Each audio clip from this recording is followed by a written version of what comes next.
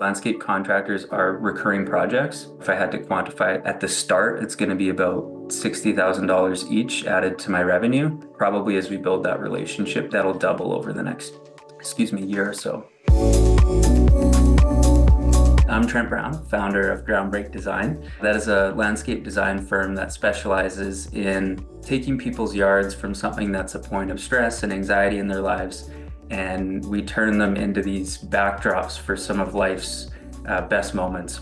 For anyone that's maybe watching in the community who did KPI in the past, hasn't kind of been a part of some of the recent innovations, we run something we call a production sprint, where we work towards building an asset or doing some activity in the market to kind of really translate the work we're doing in a workshop, like kind of strategic thinking, planning, into execution, implementation, translate that stuff into real world assets you can go and leverage quickly. And we did this 30-day sprint of putting together a core brochure. And Trent, you did an amazing job of yours. I'm just going to bring it up. Talk us through the experience, kind of soup to nuts. What was it like kind of going through and creating it, and talk us through that journey? So I loved the sprint. I thought that was a great concept. I think what I got most out of this process was that when you're trying to succinctly put something on a page, what you do, something you're passionate about, and communicate that in a way that is going to be received well by your target audience, that is difficult. That was very hard. And there was a lot of tweaking and a lot of sharing with the group and getting feedback, which was extremely valuable. Putting it out there, which actually was pretty hard for me. I would say I'm a bit of a perfectionist. I overthink things. I like to get it all done and then put this finished product out. And you guys talk about this all the time in the DENT program, being directionally correct and getting things out there, tested in the market, not in your mind.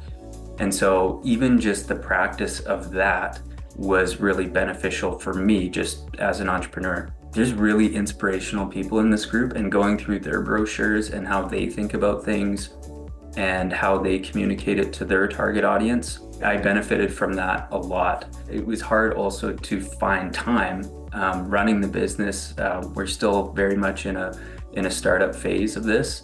I've been doing landscape design for over 15 years, but the company itself, Groundbreak Design, is still fairly new. And so trying to operate the business and design and do all that stuff, and then find time to put together a brochure, which I didn't outsource that. I put that all together myself, which was a lot of work, but I found it very rewarding to be going through each specific thing and really thinking about my pitch and my offering and the pain points for my clients. It is one thing. I love the master classes. It's another thing to take those kind of thoughts or what you've put together in those master classes and try to put it into an asset. That is a completely different experience. When you went and created this, because again, well done. This looks really, really smart and really great. As you said, it forces you to get clear around who you are, some of the problem pieces, the messaging, even just establishing credibility. One of the things I didn't ask you before is like, why should people care? What makes you credible? And even just seeing it here in terms of 15 plus years of experience, industry recognized thought leader and author, 500 plus homeowners across Canada that you've worked with. This is one of those things that I think for many of anyone watching, as someone in the community, it's like you've got so much experience. You're standing on a mountain of great stories and examples and client case studies and incredible clients you've worked with and brands you're associated with, and little things that you probably take for granted, which actually are really important to communicate for your credibility and authority.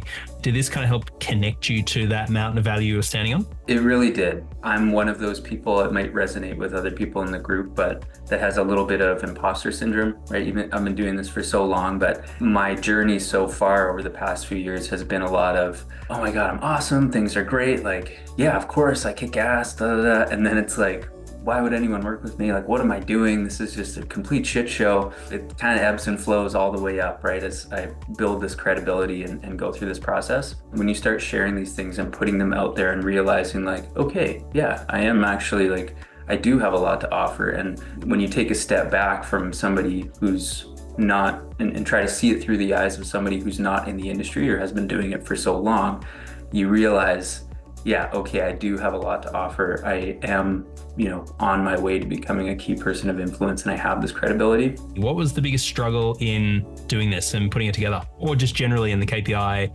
journey for you so far? Time was a big one. You really need to prioritize you doing the brochure or doing that sprint at that time with everyone else versus a month from now or 2 months from now, prioritizing it. For me, that was a good practice to say, no, I'm not going to work on the urgent, non-important items. I'm going to set aside time twice a week or at least once a week to really think this through, work on this. That was a great practice for me. I benefited from that a lot because it's easy to get your head down, putting out fires and not thinking about, how you're generating more leads 3 months, 5 months, 6 months, a year down the road. Being able to see like, okay, I can do this. If I really want to, I can prioritize the time. The business doesn't fall apart.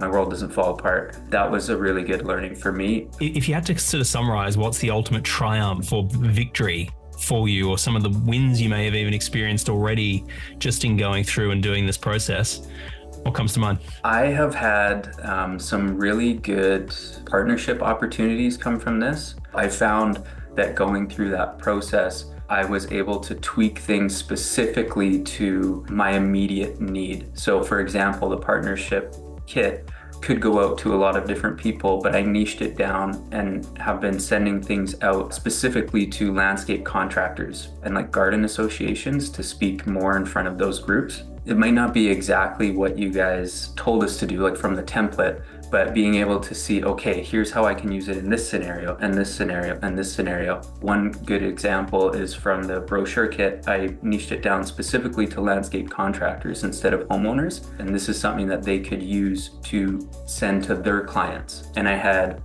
basic pricing based on the size of the lot. And I sent that out to them and said, if this makes your life easier, essentially, like you can just hand this off to a homeowner. This gets things going. It builds trust. It builds their professionalism and credibility. Not everyone went for it, of course, but I had some really great opportunities come from that. And now I'm designing. One of my big goals this year was to design more across different provinces. And so I have two new landscapers that I'm working with in Ontario. I'm based in Saskatchewan. A lot of my business is in BC. If I had to quantify it at the start, it's going to be about $60,000 each added to my revenue. Probably as we build that relationship, that'll double over the next, year or so.